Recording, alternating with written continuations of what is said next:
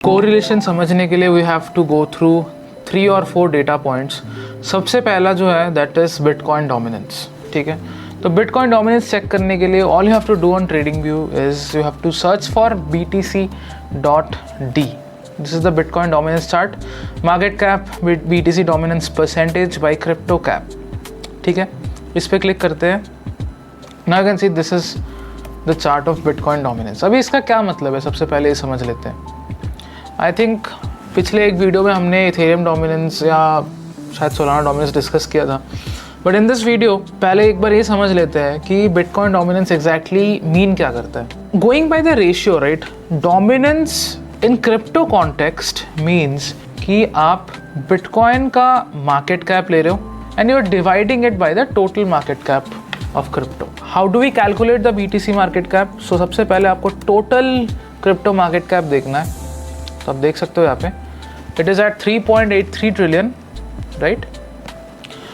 दूसरा है हमारा total 2 which is the total crypto market cap excluding BTC। This is 1.54 trillion. So going by the difference I think it's around 2.3 trillion for Bitcoin. So $2.3 trillion is the market cap for Bitcoin. उसको आप divide कर दो with the total crypto market cap, it will exactly come out to be the BTC dominance figure. Of course, ये percentage में show हो रहा है, तो you have to just multiply that by 100. Bitcoin dominance से क्या समझ आता है? Now it tells you कि क्या बिटकॉइन मार्केट में स्ट्रॉन्ग है या वीक है। How well bitcoin is performing against the whole market. अगर पूरा मार्केट ऊपर जा रहा है, समझने का कोशिश करना है। If the whole market is going upwards, अगर पूरी मार्केट का डायरेक्शन ऊपर के साइड का है, if bitcoin is going up by 5% suppose, और बाकी का पूरा मार्केट 10-15%, मतलब बाकी के कॉइन्स 10-15% ऊपर है, सोलाना, इथेरियम और व्हाटएवर, तो यू कैन क्लियरली से कि ऑल्ट कॉइन्स का जो मार्केट कैप है that is going up sharply higher as against Bitcoin. Bitcoin is not able to follow the movement, या कह सकते हो बिटकॉइन पीछे रह गया। सो इन दैट केस आपका बिटकॉइन का dominance will of course go down because the total crypto market cap is going upwards, but bitcoin is going up relatively slower as compare to the other coins. If suppose Bitcoin is going up, बाकी का market नहीं जा रहा है ऊपर। For an example, अगर Bitcoin ही एकलौता कॉइन है जो पॉजिटिव है, बाकी सारे कॉइन्स साइडवेज टू नेगेटिव है, then what will happen? The bitcoin dominance will be up, ऊपर रहेगा। If Bitcoin is the only coin that is bearish और बाकी का मार्केट साइडवेज टू बुलिश है, फिर क्या होगा? Bitcoin dominance will be negative. तो ऑब्वियसली गाइस, जब बिटकॉइन अंडर परफॉर्म कर रहा होता है as compare to the market, the dominance of Bitcoin will come down. तो अगर पूरा मार्केट गिर रहा है, if the whole market is falling और बिटकॉइन जो है it is relatively strong, of course यही होता है guys, this is what happens is when the market is falling, आपको पता है ऑल्ट कॉइन्स ज़्यादा गिरता है एज कंपेयर टू बिटकॉइन। तो ऑब्वियस सी बात है, when this is the case then alts will usually fall more, BTC will usually fall less. That will lead to an increase in the BTC dominance. Bitcoin dominance उससे क्या होगा? Increase होगा guys. I hope this is clear. जब भी Bitcoin dominance कोई support zone के आसपास होता है, देखो यहाँ पे भी price action काम करता है guys. Let's be very clear.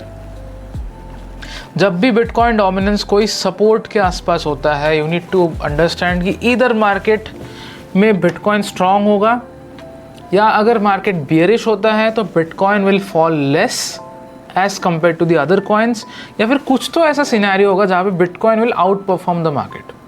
अब outperformance usually bearish market में ज़्यादा होता है कि भाई इथेरियम 10% नीचे है, सोलाना 10% नीचे है, XRP 12% नीचे है, but Bitcoin is down by only 5%। ये चीज़ ज़्यादा कॉमन होता है। But when it comes to bullish markets, bullish market के केस में अगर ऐसा है कि बिटकॉइन डोमिनेंस बढ़ रहा है एंड एट सम पॉइंट आप देख सकते हो बिटकॉइन डोमिनेंस पहले बढ़ा, ऑल टाइम हाई टच किया, बिटकॉइन ने हाई बनाया and then the bitcoin dominance started to come down. अब इस बिटकॉइन के चार्ट के साथ एक बार कोरिलेट करने का कोशिश करते हैं। सो 27th of June, right, that was the day when the bitcoin dominance made the new high. तो अब बिटकॉइन का चार्ट देख ले, 27th of June को कहाँ पे था? यहाँ पे था गाइस, देखो दिख रहा है आपको? This was the area 27th of June, ये तो था शायद BTC.D 27th of June. What happened is, देखो guys, Bitcoin also broke out, right? Bitcoin broke out on 8th of July. अब 8th of July को देखते हैं क्या हुआ है.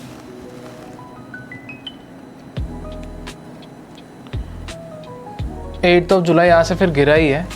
8th of July को Bitcoin ब्रेकआउट दिया, but the BTC dominance fail. What does this mean? It means कि शायद इथेरियम बढ़ा होगा. तो 8th of July को इथेरियम का चार्ट देखते हैं. देख सकते हो आप, it's around up by 2.8% and यहाँ से इथेरियम ने रैली पिक करा था. This is how it goes guys. अगर इथेरियम आउट परफॉर्म कर रहा है तो bitcoin dominance will obviously come down and Ethereum dominance will go upwards. आप देख सकते हो यहाँ पे Ethereum dominance has been seen to go upwards in the last couple of weeks, right? Couple of weeks क्या, last 1 month आप कह लो. The entire July month has been very very bullish for the markets. Bitcoin hit a new high, Ethereum almost touched its previous all-time high. Again, I don't know when you might be watching this course, but आपको शायद context पता लग रहा है मैं कहाँ पे बात कर रहा हूँ. The difference here is हम सब कुछ live markets पे करते हैं, ठीक है. There is nothing that is being looked at जो previous price chart पे हम कर रहे हैं. It's simply being done on live chart. तो उससे हमारा ज़्यादा conviction बनता है guys. That's all about it. तो चल लेते हैं इथेरियम के चार्ट पे. I hope it is now clear कि बिटकॉइन डोमिनेंस कैसे हेल्प करता है and you are now more clear on the correlation part. So summarizing, in a bullish market, Bitcoin usually starts the rally. Bitcoin start करता है, फिर दूसरे coins bitcoin को follow करता है. They will move side by side simultaneously, लेकिन एक time आएगा जब altcoins will start to outperform and they will crazily outperform and that's the period of time which we term as alt season. फिर उसके बाद अगर मैं bearish markets का कंसिडर करूँ, so in case of bearish markets are usually falling, so clearly bitcoin will be more bullish, या फिर कह सकते हो bitcoin will be less bearish as compare to other coins, क्योंकि bitcoin is a lesser risky asset, more established asset as compare to the alt coins and that's why bitcoin काफ़ी कम गिरता है, ऑल्ट कॉइन्स ज़्यादा गिरता है. Now एक और चीज़ मैं ऐड करना चाहूँगा, with the introduction of ETFs in the US market, in the US economy, for BTC and for Solana and for Ethereum, Bitcoin and Ethereum are seen to resemble Nasdaq more now. काफ़ी ज़्यादा Nasdaq को resemble करता है and most importantly Bitcoin Ethereum काफ़ी ज़्यादा एक दूसरे को भी replicate होते हुए दिखा है, because these assets are getting regulated, these assets are getting bought even in the traditional financial markets like the equity market of the US through of course the uses of ETFs, right? Exchange traded funds. Again, exchange traded funds क्या होता है? It's just a way for you to invest in some other asset class through the existing exchange. अगर आपको Indian market से US market में invest करना हो, आप एक ETF के थ्रू करते हो. अगर आपको इंडियन मार्केट से क्रिप्टो मार्केट में इन्वेस्ट करना हो without the need of using some other exchange, तो फिर आप क्या करोगे? आप सिंपली कोई ETF को यूज़ करोगे. I hope this is clear guys. So with that said, I believe correlation concept काफ़ी क्लियर है. इसको हम थोड़ा सा और आगे बढ़ाएंगे on the next session. Thank you so much. Good bye.